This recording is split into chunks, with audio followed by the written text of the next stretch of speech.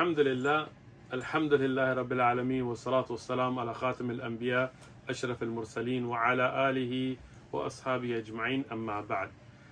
One of the things I've really been slacking upon due to some travel and things have been these book unboxing videos, but I'm going to make up for it with an amazing unboxing today.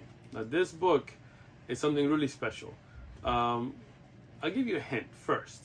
It's written by a contemporary scholar, a scholar that I had the pleasure of sitting with and studying with, and alhamdulillah, I have my own accreditations from this particular scholar. And the subject is such that it's a very interesting subject. It is about, let me open it for you. I'm not going to tell you, all right? Let's go. So, Bismillah.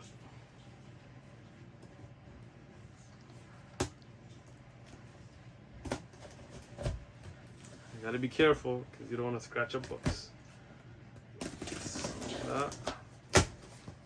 All right. Now, the book is a small book.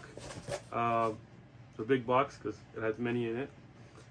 This is the legislated method for treating magic and the evil eye, the ayn and sihr, things that many people struggle with.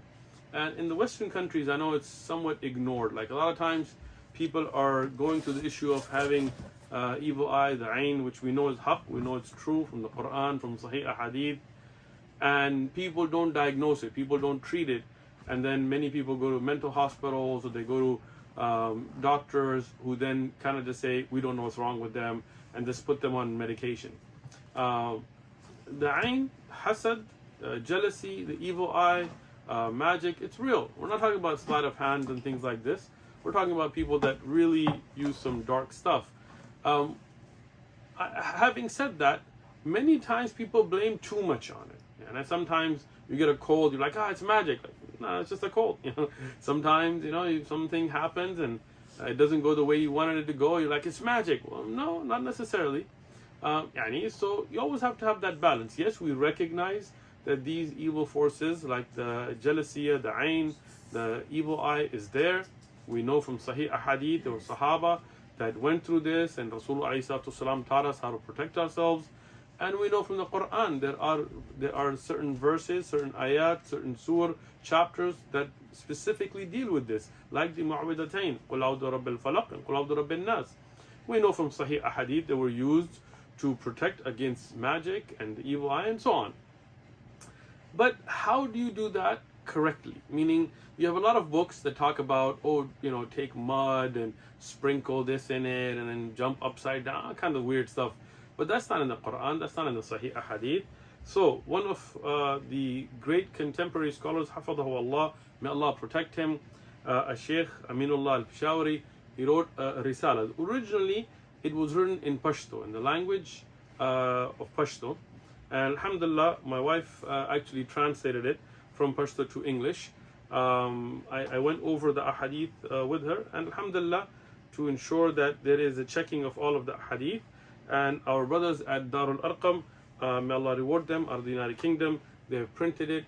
So now it's available to you in English. Alhamdulillah, we did this waqf lillahi subhanahu wa ta'ala, just for the sake of Allah. But if somebody does want to buy a copy from Darul Arqam, I'll put a link to their website in the description, so you can get one. Even though from our side, from me and my wife's side, alhamdulillah, this is something that was done for the sake of Allah. There is the translator's note, there is the biography of the actual author, Sheikh Abu Muhammad Aminullah al-Peshawari, and past that, there is the actual book. This is a direct translation, so this is not a commentary. It's a straight translation of his work. The ahadith, the ayat and ahadith that are mentioned, there is the checking on the bottom. So you'll see the rawaya where it's mentioned. For example, here it mentions Sunan al-Nisa'i, hadith number 1335, Sunan Abi Dawud, hadith number 1523, At-Tirmidhi, hadith number 2903. Uqba bin Amir said that the Prophet ﷺ ordered him to recite the last 3 surah of the Quran after every prayer. So when a hadith is mentioned, the reference to the hadith is given here. Sometimes in the matan, in the actual text itself, as the Shaykh may have mentioned it, and if he didn't, then in the checking it is given. ayat of Quran, the references are given as well.